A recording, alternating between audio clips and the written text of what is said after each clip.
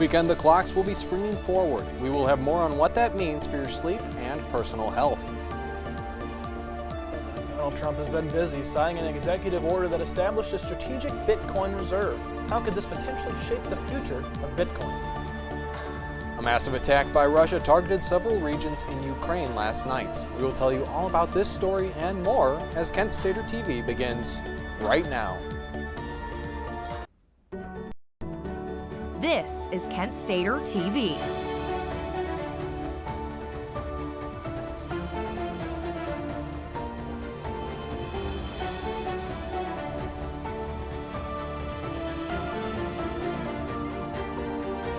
Friday evening, Kent State and all of Portage County. Thank you for joining Kent Stater TV News at 6 o'clock. I'm Joe Malbin. And I'm Evan Schofield. Thank you so much for joining us for the last Friday newscast before spring break.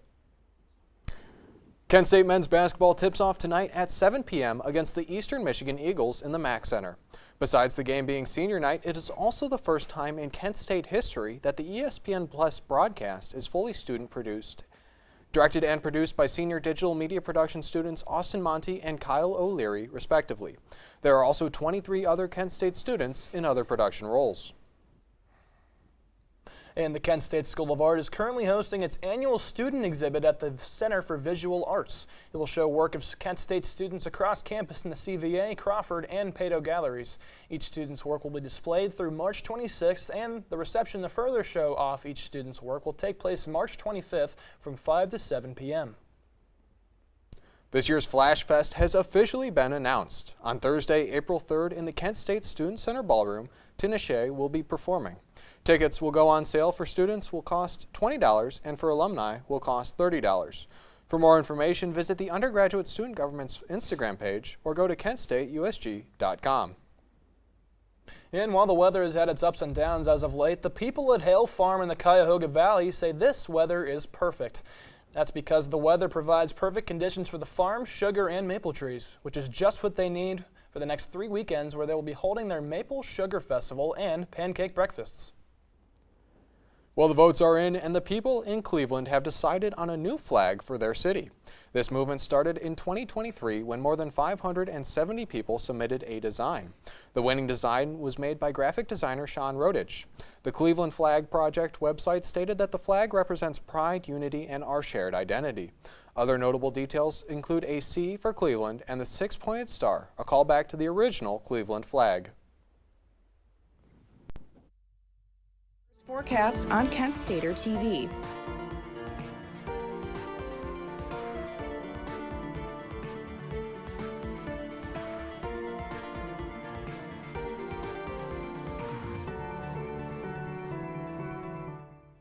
Well, I'm sure if you've been outside at all today, you've noticed that we got some pretty gloomy weather. So let's see what we're dealing with right here in Kent today. It is 35 degrees. I don't see it getting any warmer than this throughout the day.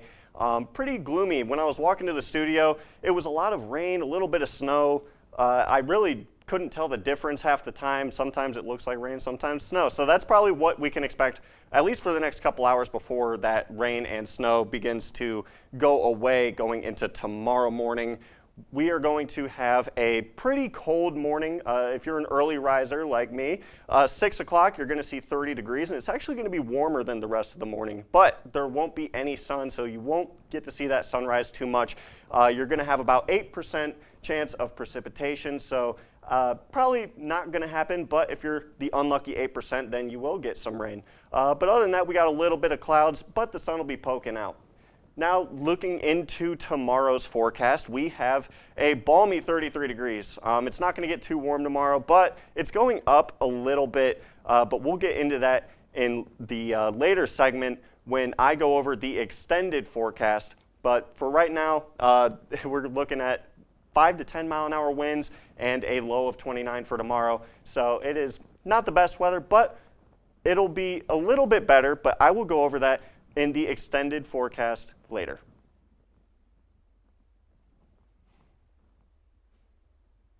Thanks, Anthony. Well, this weekend, the Summit County Sheriff's Office will be conducting sobriety checkpoints.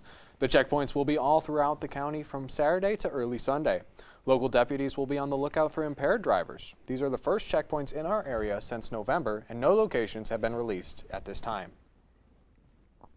And a tragedy out of Cleveland Thursday evening as a 27-year-old inmate identified as Nathan Kinney passed away due to a medical emergency around 7:30 in the Cuyahoga County Correction Center.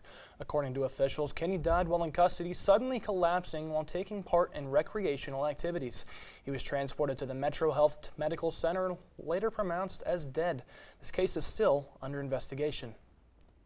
A 15-year-old boy in East Cleveland was found dead on Thursday evening. According to a news release from Acting Police Chief Ken Lundy, the boy was shot and killed before the 7 p.m. in the 1700th block of Elwood Road, which is near Chambers Elementary School. The teen was shot in the jaw and had no signs of life, according to the release. He was pronounced dead at the hospital.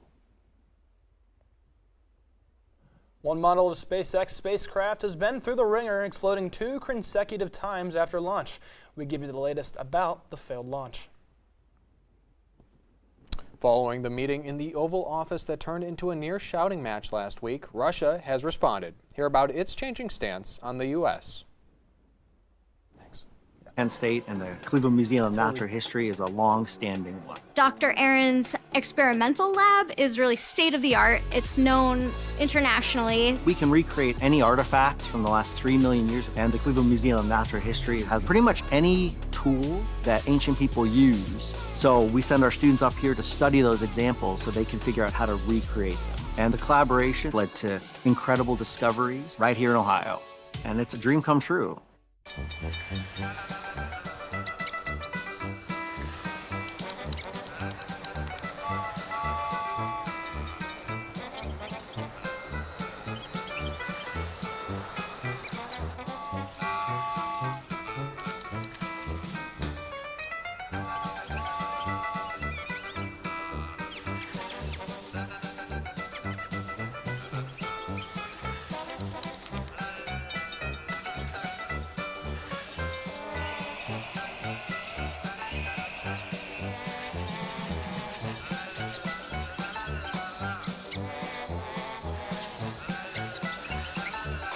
Will spend 15 minutes watching online videos like this one. Brushing for 2 minutes now can save your child from severe tooth pain later. 2 minutes, twice a day. They have the time. There was an old woman who lived in a shoe. She had so many children, she didn't know what to do.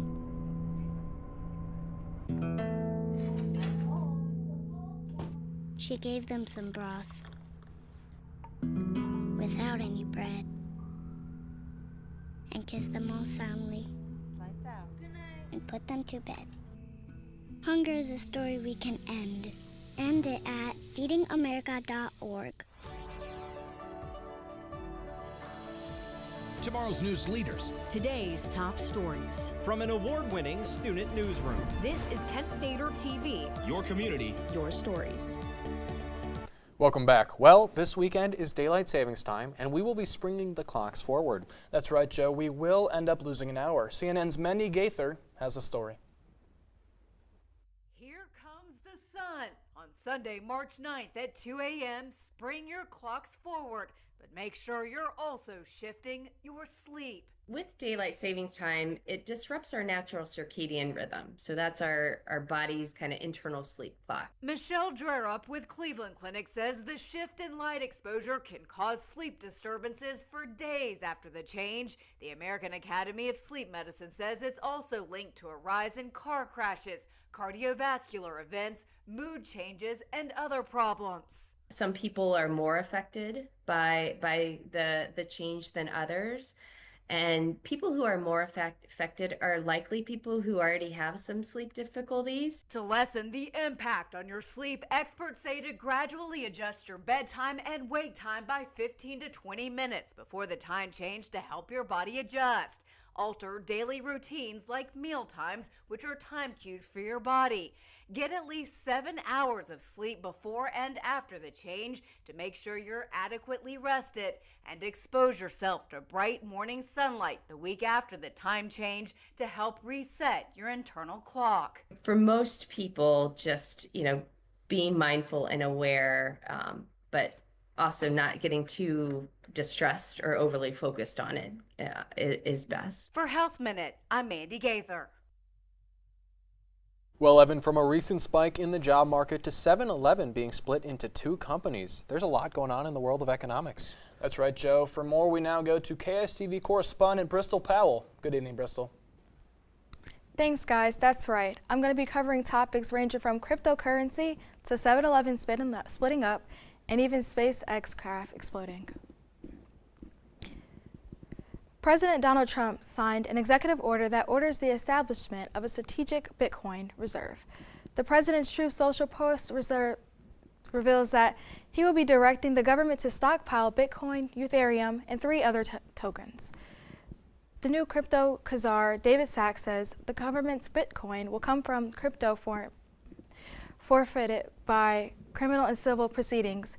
Many critics of the reserve claim it's a bailout for the crypto owners and harmful to the American power of the dollar.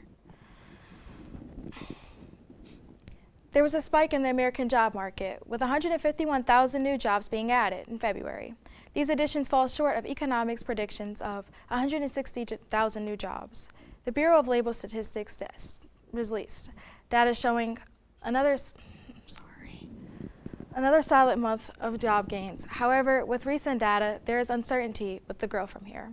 The data showed possibilities for layoffs as well as shifts of policy throughout the government. 7-Eleven is going to be splitting into two companies to avoid a $47 billion Canadian takeover.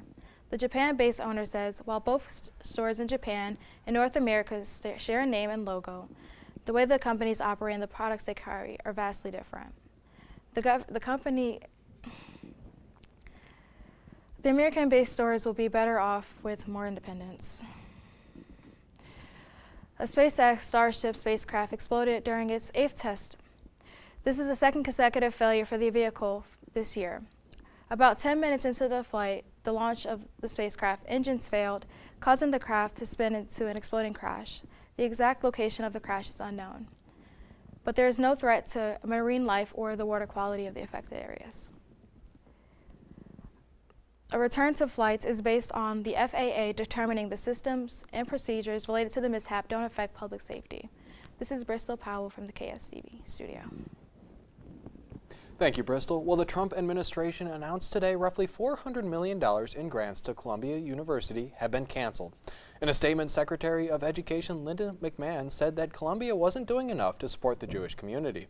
Columbia University responded by saying its goal is to work with the federal government to restore funding and that it is committed to combating anti-Semitism. All the Mexican and Canadian imports are confirmed to have 25% U.S. tariffs. The Trump administration claims wider-reaching reciprocal duties will start soon. It's the second time in 2 days that President Trump has rolled back his taxes on imports from two big trade countries. Mexico's president reveals no retaliatory measures are set against the United States, and Canada will hold off its second round of new tariffs on U.S. goods. Following the near-shouting match in the Oval Office last week between President Trump and Ukrainian President Volodymyr Zelensky, Russia is softening its stance on the U.S., and European leaders are voicing their support for Ukraine. Kremlin propagandists who once had a strong stance against America have now positioned the U.S. as an ally. Keeping you informed and ahead of the storm, this is your KSTV weather.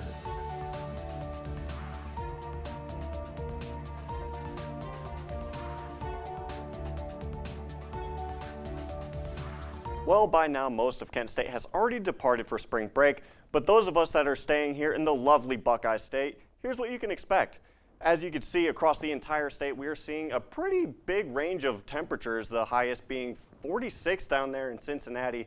I kind of wish I was down there right now. They're getting some sun, too. The lowest being up here by Lake Erie. We're getting that lake effect wind more than likely.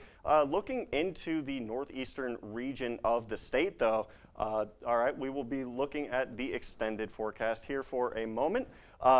We have those low temperatures like I mentioned earlier, but before we get into these, we are going to go back into the northeastern region of Ohio and look at those temperatures that are going around right now around Portage County. And all right, but you know what? We don't need that. We're going to go and look at this extended forecast instead. Like I said, low temperatures, but towards the end of the week, we are going to see lots of sun, lots of good temperatures during our spring break. Monday and Tuesday is going to lead the way. Pretty good start to the week, 60-degree temperatures across the board, except for Wednesday. But those clouds, they're not really going to affect too much. We're still going to have those high 50s, low 60 temperatures. But, you know, that's what you can ask for. Who needs to go to Miami when you could spend your time enjoying the nice spring weather in our never consistent but always exciting state of Ohio? I'm Anthony Leonardi, KSTV. Thanks, Anthony. Well, there's been some recent news developments overseas, and many of them are affecting the U.S. That's right, Joe. We now hand it over to our own KSTV correspondent, Alex Minch, who has more on these developments. Good evening, Alex. Good evening, guys, and that's right. Things are really ramping up overseas, starting with a recent attack on Ukraine. Just last night, Russia fired cruise and ballistic missiles at Ukraine in a large overnight attack. The assault targeted several regions across Ukraine using nearly 70 missiles and almost 200 drones. According to Ukrainian President Volodymyr Zelensky, the attack was directed against infrastructure that protects normal life. After the attacks, Zelensky again stressed his desire for a partial ceasefire. After declaring martial law last December, South Korean President Yoon Suk-yeol, who was voted to be impeached and was indicted on criminal charges, is now cleared to be released from detention. He has been in detention since being arrested in January on charges of leading an insurrection, one of the few charges the president doesn't have immunity from. Despite this, the Seoul Central District Court canceled his arrest warrant, allowing for his release. The world's third largest train station, Gare du Nord, went through major disruptions this morning after the discovery of an unexploded World War II bomb found nearby. The bomb was filled with around 200 kilograms of explosives and weighed about 500 kilograms total. According to French Transport Minister Philippe Tabarot, around 500 trains were canceled and the disruption affected around 600,000 people. Tabarot also confirmed the bomb has now been safely disposed of. 27-year-old Nobel Peace Prize winner Malala Yousafzai returns to her hometown in Pakistan 13 years after she was shot in the head by the Taliban. Malala says this is her first time visiting back since she was attacked at just 15 years old. Since the attack, she went on to graduate from Oxford University and devoted her life to campaigning for educational rights for women. She is joined by close members of her family during the emotional visit home. For KSTV, I'm Alex Minch.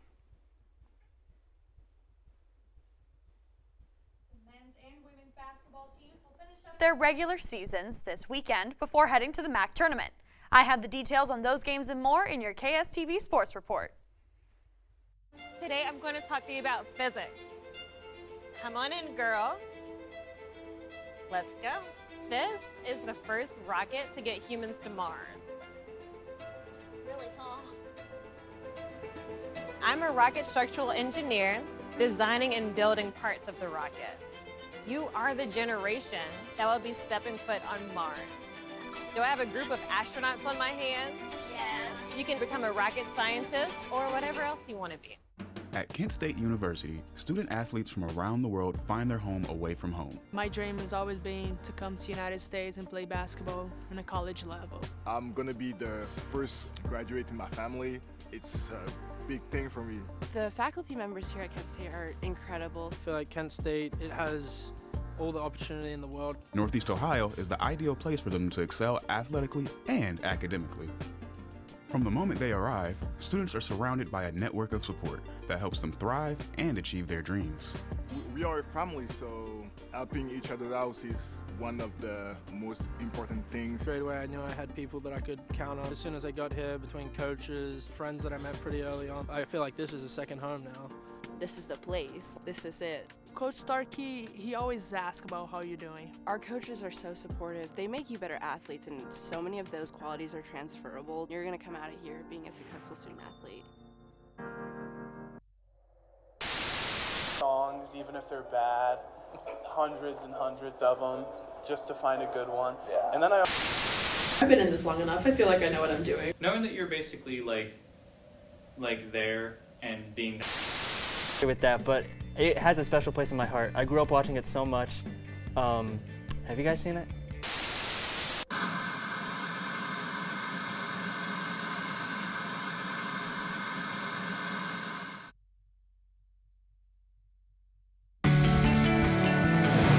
This is is your Kent Stater TV Sports Report.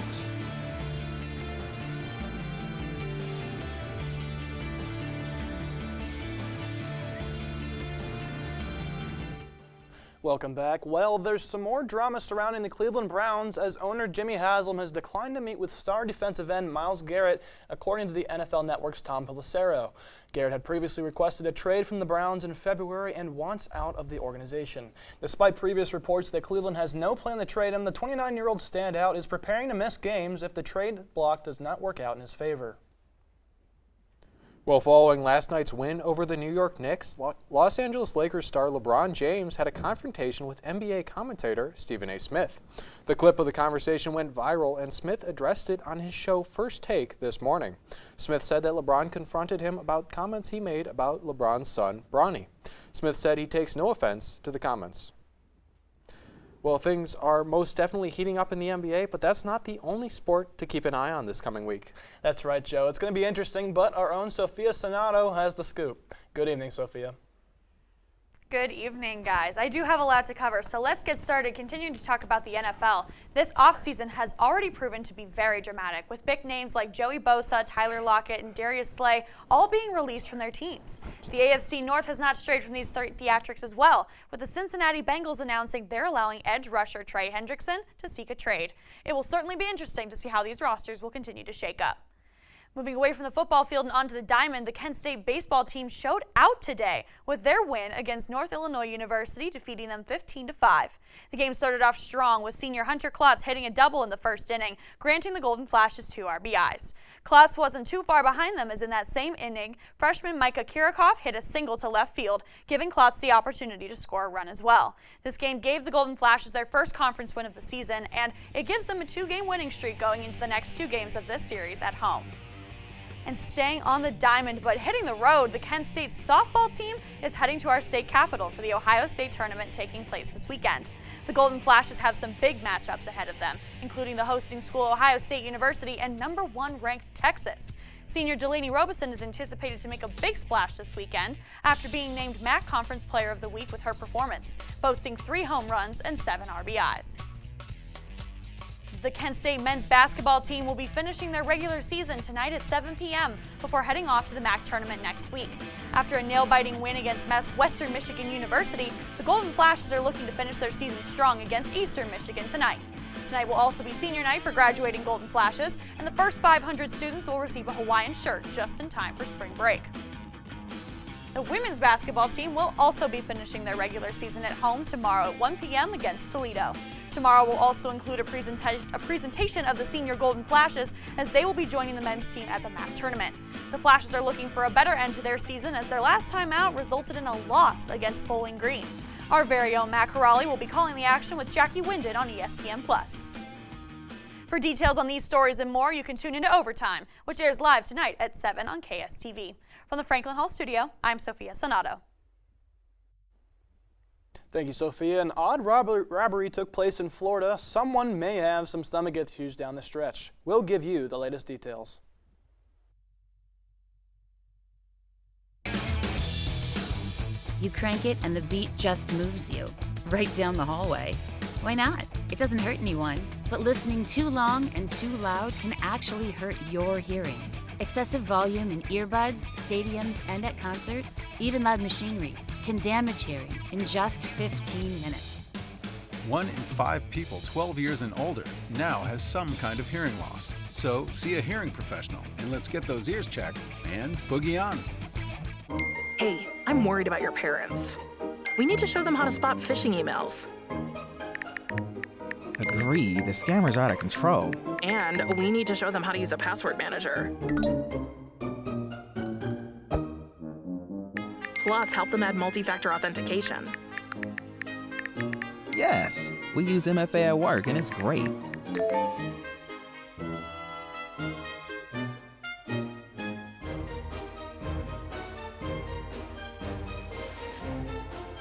Great cake. I'll use MFA to verify my purchase.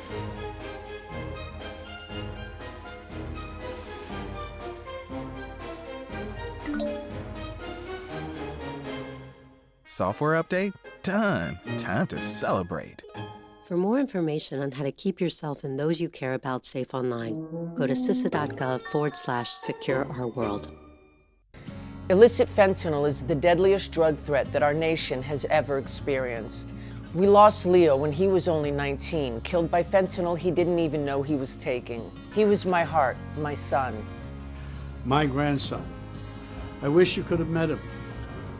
Such a beautiful young man. Kind, smart, funny, sweet, a great kid. Go to ladrfoundation.org to join us in the fight against fentanyl. Thank you. Well, I'll try not to make this cheesy, but a new Cheese King was crowned at the 2025 U.S. Cheese Championships. In Wisconsin, an aged Gouda from Connecticut was awarded Best Cheese.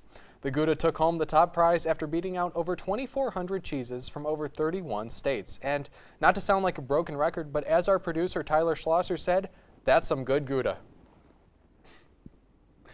And buckle up for this one, folks. This isn't just a normal robbery. A theft suspect might not have the stomach for this one, as an x-ray suggested he hid stolen jewelry where he should be storing food. The Florida man gulped down a pair of diamond earrings worth roughly $800,000. He was later arrested, and officials are still waiting to recover the goods. Well, Joe, let me ask you something. With your cheese story, are you having tummy troubles? You know, I'm not. No? No, not particularly. Evan, are you? No, not at all. I Okay. mean, what else do you think you'd have them about? Like any certain kind of sports team or anything? Sure, probably the Cleveland Browns. Why's that? Just because they refuse to talk to Myles Garrett in any it's capacity. Definitely a weird situation they got going Yeah, there. absolutely. But Evan, my question for you is, what's your favorite kind of cheese? Sharp cheddar, obviously. Really? Yeah. Gotta Okay. go with sharp cheddar. It's All the right. best thing to do for sure. I'm gonna be honest. Yeah. Hot take. Okay. Not a cheese guy. I think it's too overrated. There's too much of it in our culture. If you get a pizza, I'm going more sauce than cheese. I'm gonna be honest with you. Sounds good. Well, yeah. Okay. But unfortunately, that is all the time we have for today. For more news, check out Kent Stater on all socials. I'm Joe Malvin. And I'm Evan Schofield. Have a great night, Portage County.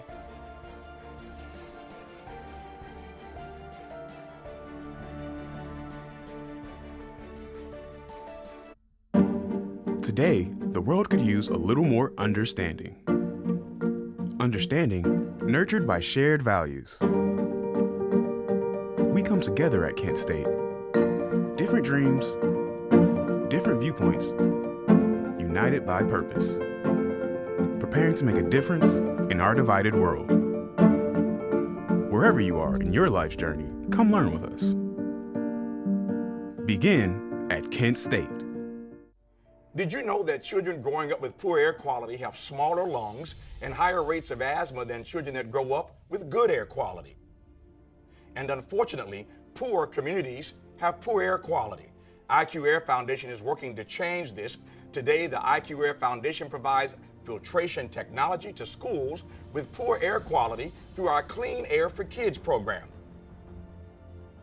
Our goal is to help over 50,000 school children every year breathe over 90% cleaner air indoors, helping to level the playing field, reduce barriers to learning, reduce sick days, and increase test scores. Mitigating poor air quality is key to environmental justice. Help Clean Air for Kids reach more children at IQAirFoundation.org.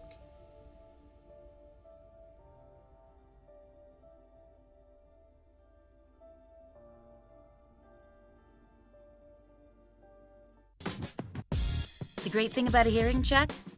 No one makes you drink weird stuff, or drills your teeth, or dilates your eyes.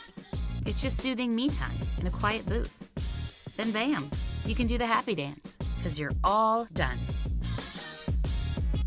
Untreated hearing loss puts you at greater risk for depression and anxiety. So what's holding you back? Let's see a hearing professional and get those ears checked. And let's dance.